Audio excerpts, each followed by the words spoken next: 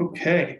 Well, hello, everyone. Good afternoon. Welcome to this afternoon session on creating relationships in online classroom.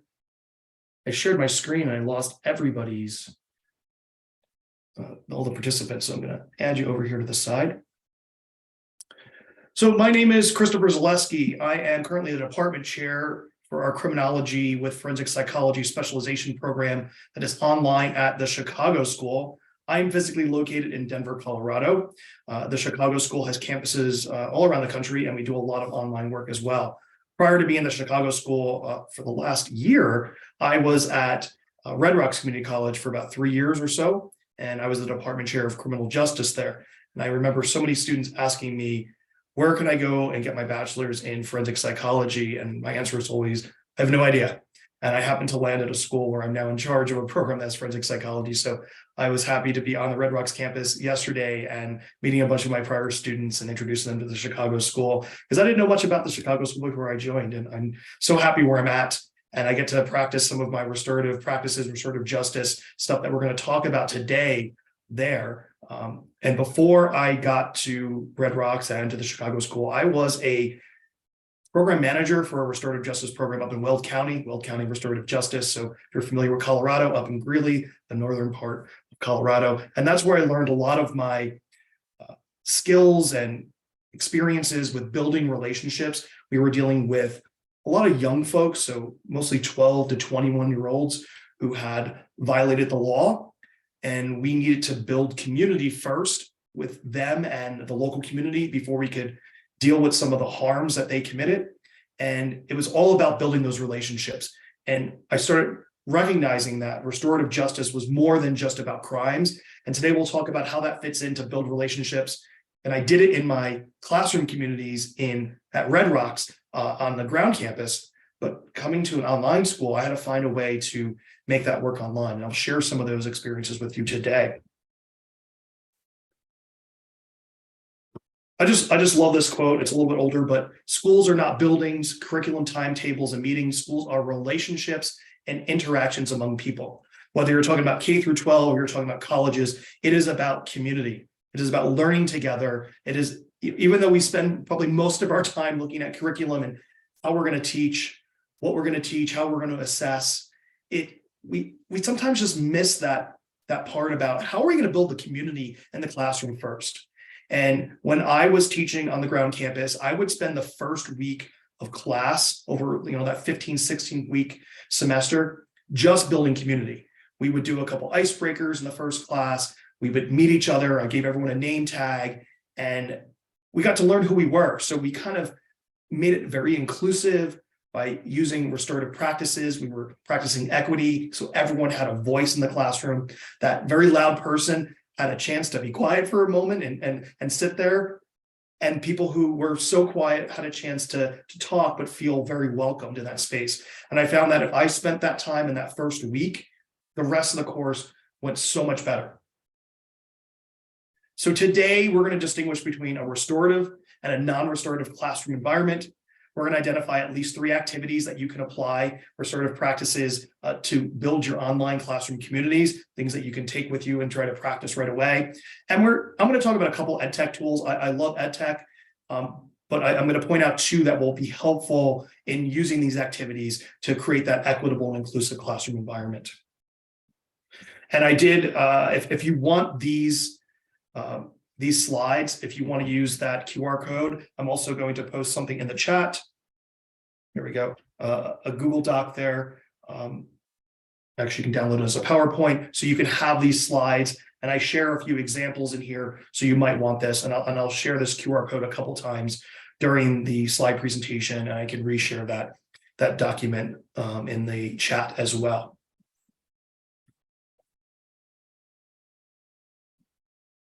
So if you're not familiar with the social discipline window, I want to share this with you for a moment.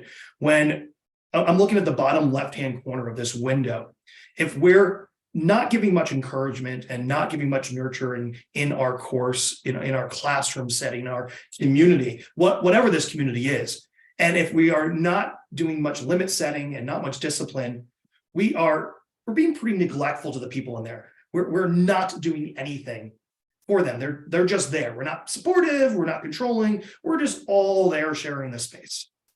But if we add a lot more control and I say, this is how you're going to do things, and it was interesting. I was teaching as an adjunct at another school a little while back, and I asked for a copy of somebody's syllabus. And when I looked at it, half of it was in black bold writing that says, do not do this, do not do this, I will not accept this. That is like very authoritarian. What will you do as that instructor? How will you help me? It wasn't very supportive. It was everything you can't do. I couldn't really find much of what you could do. And so even though I thought that syllabus would be helpful, it was not. And if we look at the bottom right, if we're just so supportive and yeah, sure, you can get anything in at any time you want, and I'm here to support you, no real rules. We're very permissive. We're doing things for them. But we don't want to be that way for people. We want to be restorative. We want to do things with folks.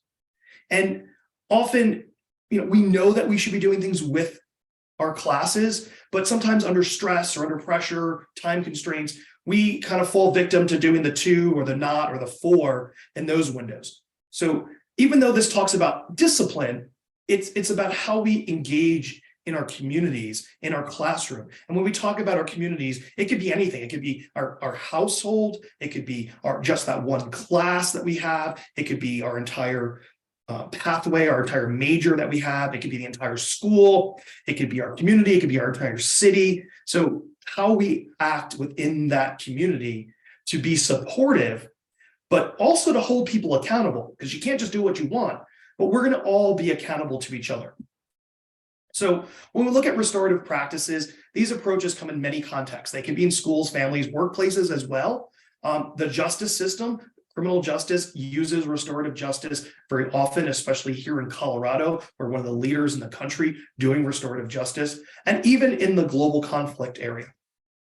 Restorative practices offer an equitable, inclusive, and respectful alternative to discipline from our traditional approaches. So we're not only going to talk about discipline here, we're really talking about accountability and how to be present in our classroom. But in the college setting, this can apply to our in-person classrooms, our online courses. Again, our programs, our entire school can look at it this way. It actually is seen more often on college settings where there are dorm rooms and students are on campus 24/7. So students who commit noise violations, there's drinking and smoking violations, other policy violations. A lot of schools have restorative justice programs where they will respond to those violations instead of just saying, you have to pay a fine, which that student probably doesn't have the money. And now we're asking mom or dad to fork over more money. How does this really help that student learn that there's a responsibility? Or does it get them kicked out or suspended? Now they're missing classes. Now they don't have a place to stay. Can we deal with it in some other way? And restorative justice is a way that some schools are dealing with it. I know that a lot of our Colorado colleges, four-year schools, do use some restorative justice. I noticed, I think it was about a year ago, CU Boulder started using restorative justice as a response to parking tickets. So instead of getting that fine for how you parked incorrectly, you're being handed over to the conduct office where they often have a restorative justice session. And so we're not talking about that today. We're not talking about how to implement things for crimes or for violations. We're looking at it more about the community and relationship, because restorative justice is more than just managing misbehavior and crime. It offers this proactive strategy to create a connected, responsible community where all members feel valued and that they can thrive. And I know that this works because I have used it, but it is a very ritualized community building type of way we do things. It's not just haphazard. It is very ritualized how we implement restorative practices. It's about shared ownership of community building, where students are able to learn and lead the processes themselves, and importantly, take shared responsibility.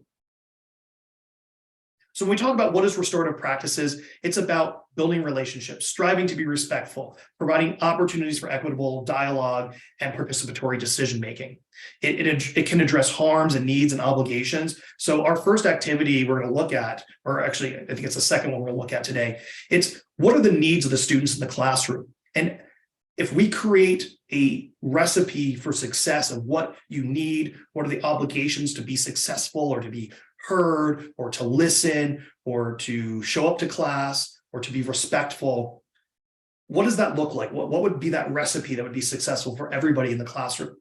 And we now have a guideline for our class. And when the student doesn't fulfill those guidelines, any of us in that classroom can come back to that student and say, hey, remember when we created this recipe for success? One of the ingredients was that we would be respectful in terms of listening to someone else who has an experience that's different from ours. You didn't practice those listening skills and you jumped immediately to judgment. So instead of saying, that's inappropriate, you can't say that, don't ever act like that in a class, and I'm going to forward you over to someone else to deal with you. We can deal with it in the class, and we've given permission for everybody in the class to hold each other accountable. So it's nice for me as an instructor to say to that student, you said you needed XYZ at the beginning of the course, and you needed this from me. I've been providing that, and it seems like you're not coming through on your end with the things that you recognize would make you successful. So it's a better way for me to engage in that conversation instead of telling that student, this is what you're going to need to do to move forward. We've already identified that day one. And it's all about accountability, that very last item on that restorative practices list. And the principles, if we're looking at it from that crime perspective, crime hurts and the response should heal. But think about that in the classroom. If a student doesn't do something correct, or they're disrespectful, or they don't get their assignments in on time, it shouldn't be about punishment. It should be about how can we focus on repairing that harm that you did to yourself. You just got a D on that test. You didn't study. You said you needed to bring forth time in your schedule, sitting in your rec room or something to do your work. This is other rooms were too loud. You were going to do those things. Did you practice those? And if not, what do we need to do to readjust that now? So it's about working together as a team. And the last item is also important. Participation is voluntary. Just because you don't participate doesn't mean that nothing happens to you. You can still be held accountable because the class came up with this together. And there's consequences to actions too. So I can still hold you responsible if you don't participate, but I'm never going to say, if you don't participate, this is what's going to happen to you. I'm going to try to say it in a nicer way. So for the first activity, I know a lot of you already shared your name, but if you could do this again, this is an activity that I do with my students. If I'm doing an asynchronous class, I ask them to share this in the chat. I often, if it's a small enough class where it's not like 50 students or even a meeting, I can ask every single person to open up their mic and share their camera and to say their name, say the state they live in. And I love to add a little bit of an extra little prompt there. We'll talk about some of these prompts, like what is your favorite food? So if all of you could share in the chat right now, your name, the state that you grew up in, and what your favorite food is, I would love for you to participate in this.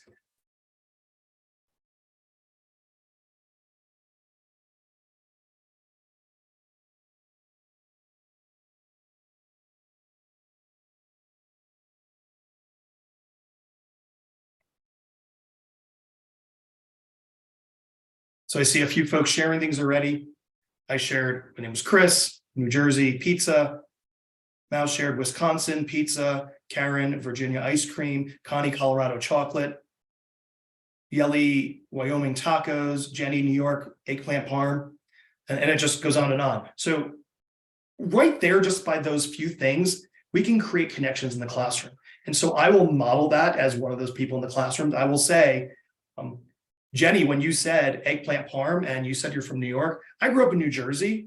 Eggplant parm is also one of my most favorite foods. I'm going to choose eggplant parm over chicken parm, and I can't find eggplant parm that's really good out here in Colorado. I got to look for it when I'm back in New York City. So I'm telling you that I've connected with you. I'm going to say your name, and I ask students, is there anybody that you connected with? Anyone want to model that? Is there someone that you can say that had some similarity or some experience that you want to point out?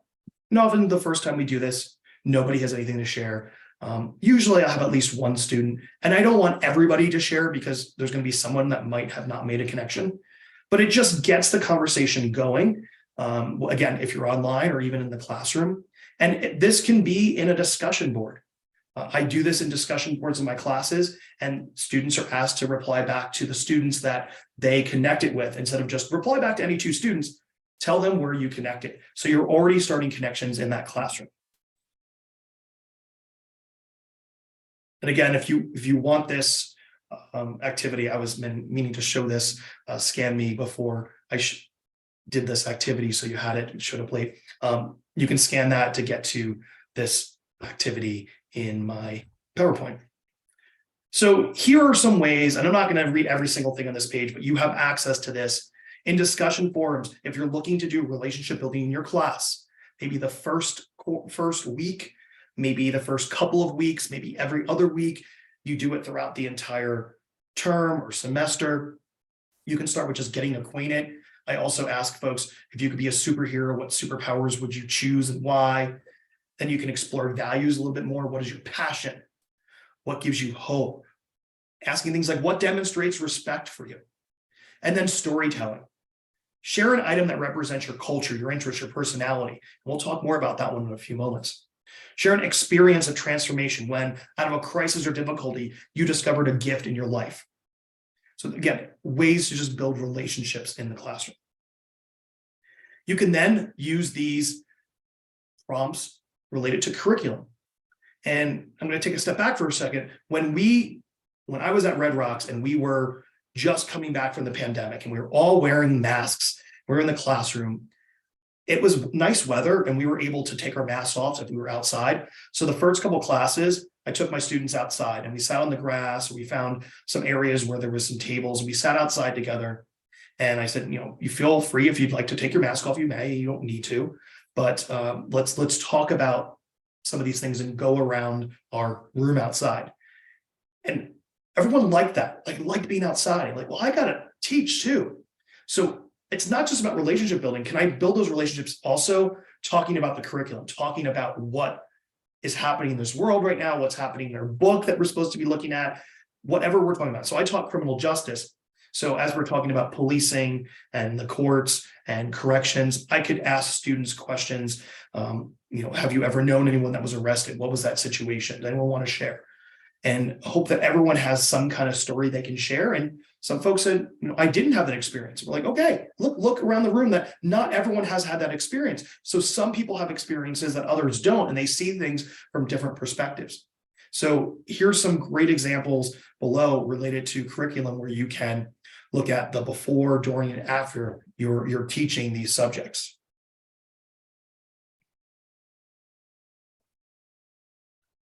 So you can also call these circles. That's what we call these in restorative justice.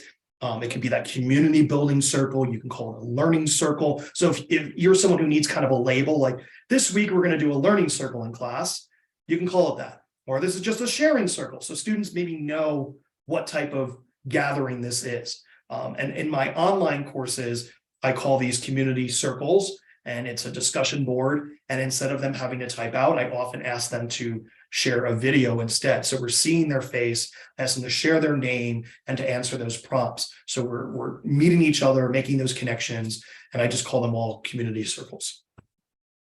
And you can see in this picture, one person's holding some type of item, and either that's something that they're sharing, or it might be the talking piece that the facilitator was using to pass around. So if you're holding that talking piece, you are that one who has that voice, has that opportunity to talk, and everyone has a more important responsibility of listening.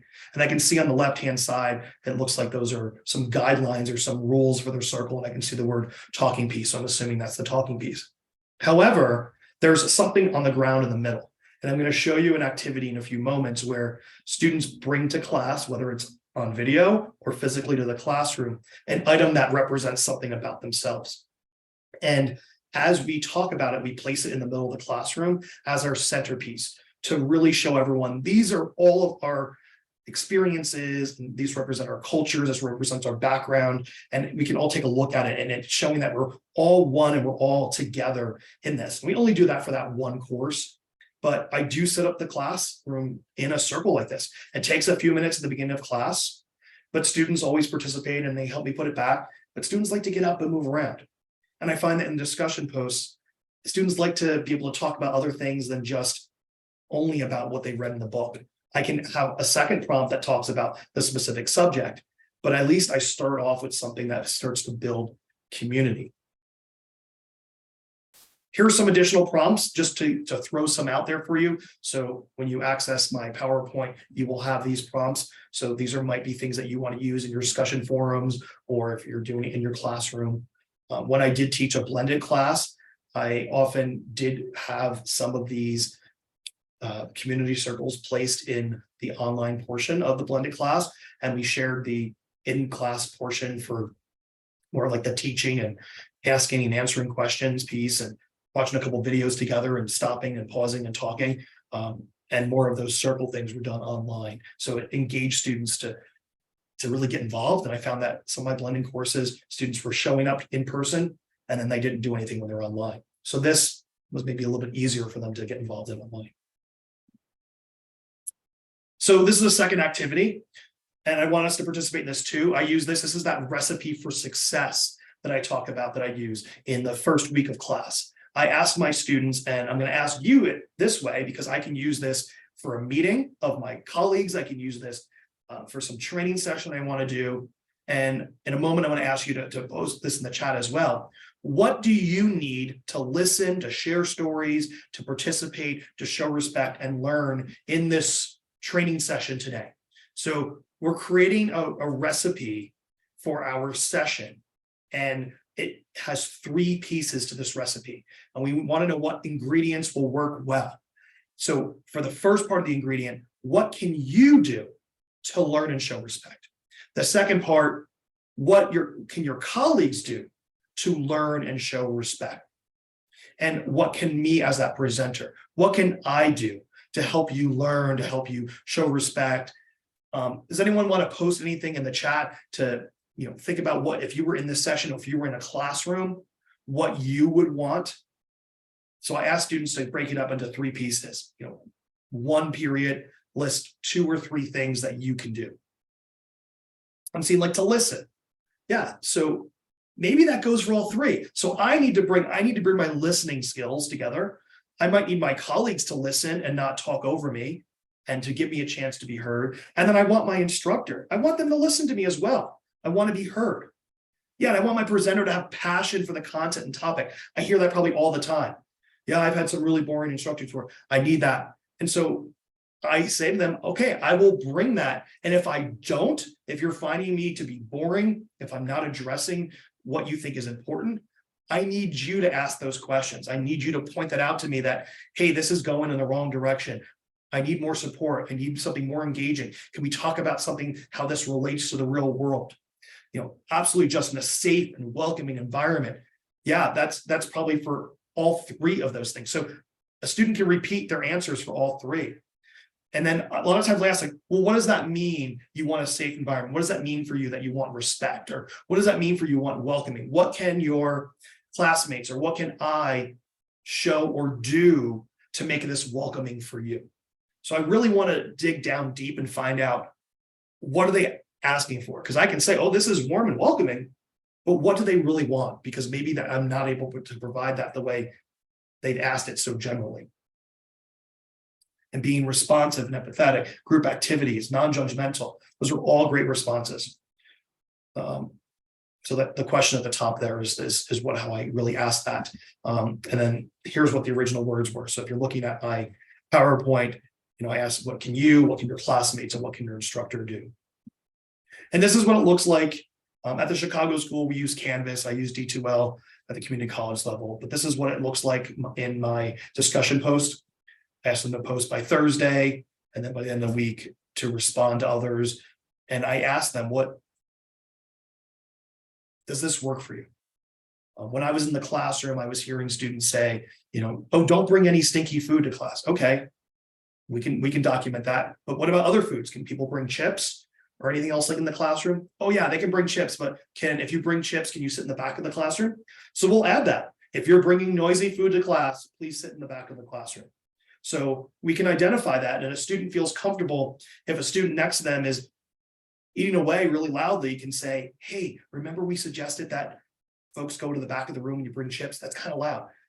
I had students actually say stuff in class or raise their hand and say, hey, wait a second, I remember we said this as part of our guidelines.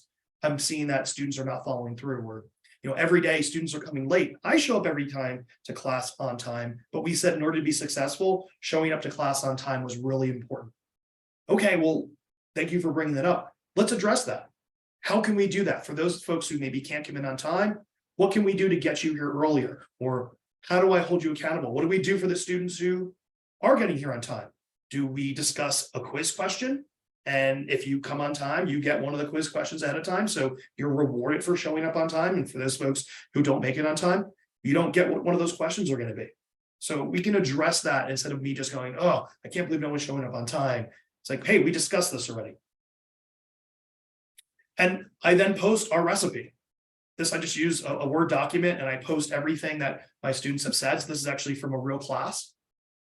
And I post this in an announcement, and it's here for everyone to look at. So here's just some examples that students list. And if they don't address something that I know that probably should be addressed, I'll ask about that. Like if it's an in-person class, okay, nobody mentioned cell phones. What about cell phones in the class? What do you think? Can everyone just have their cell phones out? And if a student's like, oh, yeah, everyone should be able to use cell phones anytime they want, I might address it differently and say, hey, from my point of view, that looks like it's really distracting. And we talked about paying attention in class.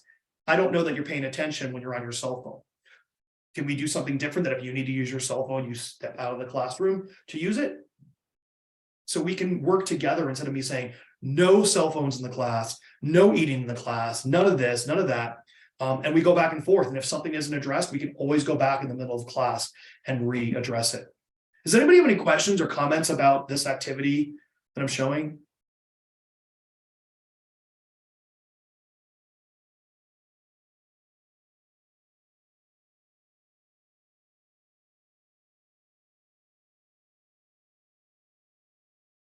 All right. Well, if you do, please put some in the chat or let me know.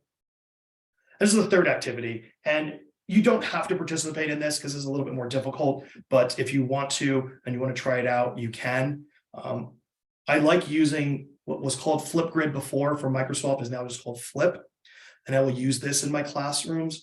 I used it for both my in-person classes, and I've used it for my blended classes, and I've used it for my online classes. And I'll show you what it looks like in a moment, but I would share either the QR code. Sometimes I would share several ways for students to access it, but Flip does integrate very well, can be embedded into Canvas, can be embedded into D2L, I think several other systems. So when the student goes to that page, that assignment, they see that Flip, that grid right there in front of them. They don't have to go to an outside place. And it's kind of like a social media type page where they're seeing videos from myself, they see videos from other students, and they can respond. We did use that for one term, and then a couple students couldn't access Flip directly in Canvas. There was something wrong with that embed just for a couple students, but it worked for most. So I ended up just pulling it out and instead just put the regular discussion in there and had them place their own video so they could use it on their phone. We have Canvas where we have a Canvas studio where they can record directly within Canvas. I think D2L has a couple of those things as well, where students can record something and put it directly into that discussion. But this is one of those big things that I've loved this activity. I asked students during that first class, hey, when you come back to class number 2, I want you to bring an item with you in class. It can represent your culture, your ancestry, your background, your experiences, or your interests. It may represent something you accomplished, something that challenged you, or something that you're a member of. It may represent a memory, a dream, or a wish. And share that for about a minute or two, either in the classroom or if we do it online. So everyone gets to share something. And since we built a little bit of trust in class number 1, and we've met each other a little bit, folks don't seem to be so weirded out by coming to class 2 with an item. It's very rare for me to not have a student bring something. It's usually because they forgot it, not because they didn't want to participate. So it's hard sometimes dealing with that because we want to do it in that session. I often bring another circle together where we ask them to bring that item back another time for the students who forgot it, or at least for online, they can always upload it anytime they want during that week. I've had some of the most interesting things that people have shared. If you want to see what I and what Flip looks like, this is a test one. If you want to use that Scan Me or use that flip.com address. You can go in there. This is open for us. This is just a test. No one's going to see it outside of our folks here that are part of this seminar today. But I'm going to play what I did as my example for students when we did the online session. Hi, this is Chris.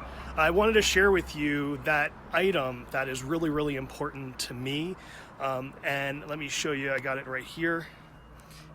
That is the patch that I wore when I was a state parole officer in New Jersey. That was my very first job really working in law enforcement, and it really helped me understand everything about the criminal justice system, and it's taken me to where I am today.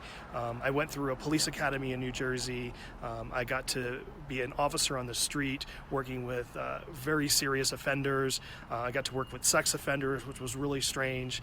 And then I ended up becoming a supervisor and running all the halfway houses and day reporting centers in New Jersey, becoming a police legal advisor, going through training for the federal government on that, getting to be a chief probation officer, and I went to law school.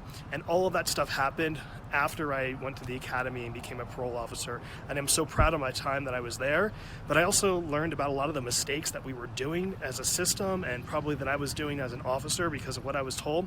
And I always think back to when I started that job and where I really need to take things today to help people and show students really what the justice system is about. So hopefully that's helpful.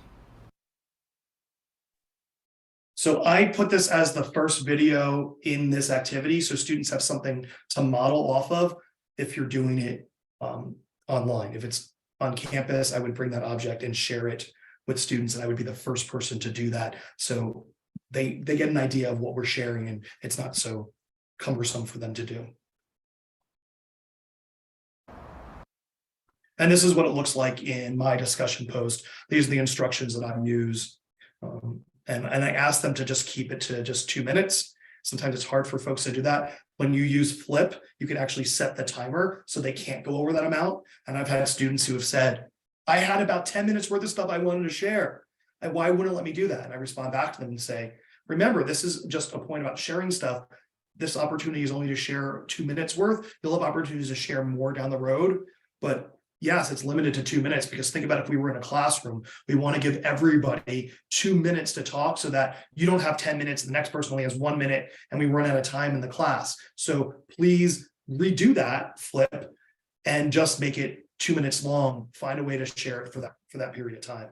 So that helps them practice their presentation skills a little bit too, and how to work together as a team and know that everybody has a chance also to talk and to listen.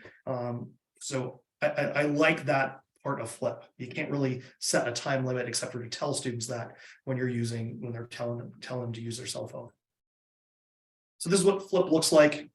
It's sometimes I think hard to just Google Flip. It was easy to Google Flipgrid because there's so many things that are just Flip. But Microsoft, this is free for Microsoft, and people can use it on their phone. This is what Flipgrid used to look like. I was trying to find a picture of what it looked like for Flip itself. So it's like a social media thing. Students can filters on there. I had a student once who was afraid of showing their face online, and one of the filters is to kind of blur out your face a little bit. And I suggested they did that for the first couple of times and see if they could get to a point where they could share their face towards the end. And they eventually did. So there's ways to kind of help students deal with some of that stuff. Here is a video that I made in response to somebody who brought an item to class. Just want to show you how I respond to students. Hi, Jess. Thanks so much for sharing that object, your mirror. Obviously, it has a lot of importance in your life. That's one of the first things you see in the morning as you're putting your final touches on, as you said, and that there's such history of that mirror being in your family, and you were able to make it yours. You changed the color of it and brought new life into it. So I appreciate you being able to share something so personal with us. And yeah, thank you so much. We'll see you again soon. I've had some of the weirdest items that people have brought to class. I've had some of the most coolest items students have brought to class. And I say brought to class both online and in person. I've had students share their dog tags from being in the military and going, wow, I would never have known this student was in the military before that. Another student brought a cap because they were a Denver paramedic and they decided to change their career path and wanted to go to school for criminal justice. And they said, I wore this cap for 5 years, helping people in Denver as a paramedic before I came here. Again, a great way for them to share a little bit about themselves. I had a student once who shared high-heeled stiletto shoes, and she said, nobody knows this about me, but I dance on a stripper pole. I'm not a stripper, but I dance on a stripper pole, and these are the shoes that I wear, and I felt so comfortable in this class, just letting somebody know for once that I do this, and it's so enjoyable, and these are the shoes that I wear. I mean, I'm sure people were a little shocked by that, and I was like, thank you so much for sharing that. That was very personal. I think we all appreciate knowing a little bit more about you and that you felt comfortable doing that. And then we move on to the next student. People have shared their favorite video game, favorite book, a piece of jewelry that was handed down from their grandmother. It's a chance for them to really show something about them. And I had a student that was about halfway through the course with me, and we were doing these restorative circles a few times in the class, and he said, I met my girlfriend in this class. It's because you had to sit in circles and we got to kind of pick our seats, and I shared something in the class and she came up to me and we had something in common. We made that connection, like you said, Professor, and we ended up going out and now we're boyfriend and girlfriend for the last couple of months. Thank you so much. I'm like, okay, I made a connection there. And they might have made that connection without me, but we were really trying to form connections, not necessarily boyfriend, girlfriend, but to form relationships for friendships and classmates in that classroom. And Flip is really awesome because you can also create your own videos. So you can put text on there, you can put emojis on there, you can change the filters. I'm not going to show you this video, but this was something that I did where I was able to pause things right on the side of the page, press record for a couple seconds, stop recording, change the text. So if you're not good with any technology, Flip is so easy. It's pressing record, pressing pause, pressing the text thing, and just writing the text on the screen and moving it to where you want. It's really simple, and it makes the video look so much nicer than just recording something off of Zoom or just having a PowerPoint up on the screen. So I love using Flip for more than just the classroom stuff. So I have a question. Do you have any adult learners or students that are nervous about the tech for the videos? Are they able to post a pic with narrative instead? So I haven't had anybody not be able to do the videos. I did have a student who was a little bit older, and they said, I'm not very comfortable using, doing a video because I really don't know how to do it. And I asked her to go home and to try it because the instructions were there on the assignment. And I said, try it first. And if it doesn't work for you, tell me in next class and we'll work together. She did it. It wasn't perfect, and that's okay. We don't want them to be perfect. These are just off the cuff kind of conversations. And she figured it out on her own.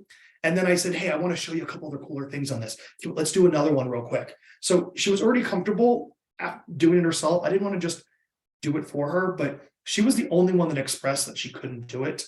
And in my online classes right now, I definitely have a lot of more older students than I have of some younger students, and they go with the flow. They might ask for a little bit of help, but we give them the instructions of hit this button to hit the record, and if you don't like it, you can delete it and do it again. And some students will say, yeah, it took me like 4 or 5 times to do it, but now I know how to do it.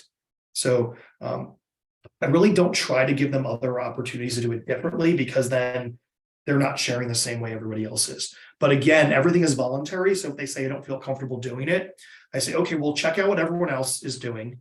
And you just realize that you're not sharing anything about you in this class. Remember that those are those expectations that we have. So how can you share something? And if that student said the only way I can do it is to do it in the narrative form, then I might let them do that. Because again, it's voluntary, but I would try to get them to move forward with this going forward for other ones. So this is what, if you went into Flipgrid, this is what it looks like. So if they were to use a QR code, it brings them directly into this. They hit the record button, and those are the responses from every student would show up down below. This is another one I use, final thoughts. what are some takeaways from this class, the very last class session, the last week of the class? Just give me some of your final thoughts. When we were using Flip, sometimes I would say, just give me a thumbs up or a thumbs down if you liked using Flipgrid in this class. And 90% of students gave me a thumbs up. So that was always cool. So I knew it wasn't that difficult. You can also use Padlet. So besides Flip, using Padlet to do some things, Padlet is free for a limited number of things. You can do that recipe of success within Padlet so that every student can see all the items that are being listed together. So this is like a collaborative type of space. So I broke this up into those 3 parts of that recipe, and then you can have students just respond underneath to each one, and they just have the site to go to, and they can add their own stuff. So another way of using another piece of technology, and I believe Padlet can be embedded into your LMS as well. So this ends my portion of things. I want a final reflection from you in the chat box. If you could either give a thumbs up or a thumbs down on whether the session was helpful for you today, I would love to hear that. You can figure out where the thumbs up and thumbs up are. Is there a thumbs down in this? Maybe there isn't a thumbs down. I thought there was.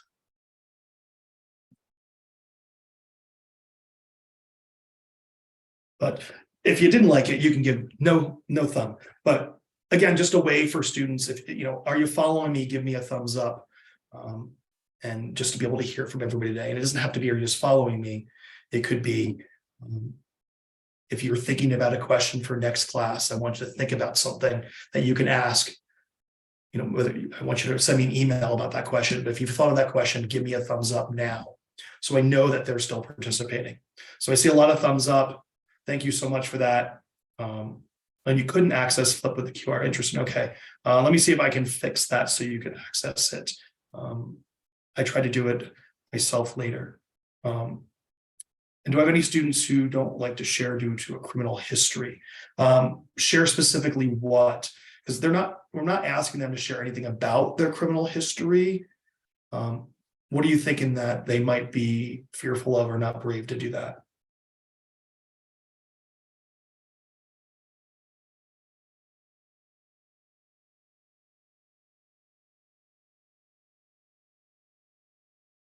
And if anyone else have any questions, please ask. I really appreciate everyone being here today.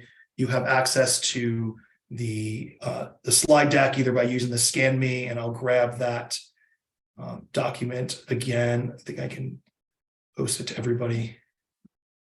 Yeah, so we didn't get it. And Kara, some students are willing to share too much about themselves. Yeah, Kara, you're right. Some students don't always want to share things. It was interesting. I did a restorative justice circle where a student showed up late, and we were all sitting in a circle. We all had the chairs together, and a student said, "No, I'm good. I don't want to share anything. I'm good." And they sat off to the back, and I was like, "I would really love," and I put his chair there. I was like, "I'd really love for you to join us." And she's like, "No, I'm good. I'll sit over there." So we went around the room once, and I said, "You sure you don't want to share anything?" "No, I'm good." Went around the room a second time, asked another question, and she was like, "Oh, can I answer this one?" I'm like, "Yeah, please come join us in the seat." She sat down. So again, I'm never going to force anybody to not share, but I think that brings up a good point, Kara, about what people share. I think you have to be careful of the questions that you do ask of students. So I haven't had this happen to me, but I've heard other students who have had this issue before where they didn't have that experience. So someone asking of them, what's your favorite vacation, or what's your favorite restaurant to go to, especially for younger folks. They might never have been out to a nice restaurant before, or they might not have gone on vacation someplace. What is your favorite beach? I've never left Colorado before. So you put them in an awkward position. So you also kind of want to build up. You don't want to have really hard questions that are so intimate in the first class, the first question. So that's why I ask about superheroes, your favorite food. That shouldn't be so hard. No one's going to be like, I can't share what my favorite food is. And then maybe further on, share something that's a little bit deeper. So that's how I kind of look at it. And folks usually will share. Yeah, and sometimes folks are just not going to share, and that's going to be fine. Ask them to share what they can. I usually put a few prompts in every question, so maybe they can answer one of the prompts and maybe not all 3. That's a good idea. Yeah, again, with pets, I'd always want to be worried. What if someone doesn't have a pet? You know, you have a 17-year-old student, 18-year-old student whose mom, dad doesn't allow them to have a pet. And you're like, everyone share a picture of your pet. And they don't have a pet. So I always try to do something that I know everybody has. Everyone's eating food. Everybody has a dream of something. So those are things that I try to look at, that it's a little bit more inclusive, I guess. Any other questions? I'll stick around for a few moments if folks have any other questions or comments. Hopefully this was helpful today. I appreciate everyone for stopping by. I'm going to interrupt just real quickly. Thank you very much, Chris, for sharing with us today. That was great. And of course, to all the attendees, thanks very much for hanging out with us. I am going to share a survey right now. If you have a chance to take a moment or two to fill that out, that would help us out. Thank you very much. And that's it. This is going to be recorded. I believe it's going to end up on a YouTube channel, but probably check our website that has all the seminar information will show up on there. But back to you. Any other questions for Chris?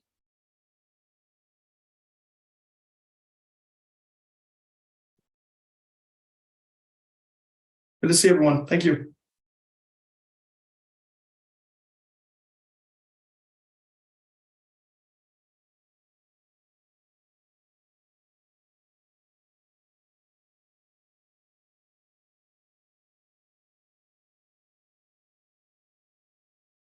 All right. Looks like we're wrapping up here, Chris. Thanks very much. And probably see you tomorrow, maybe.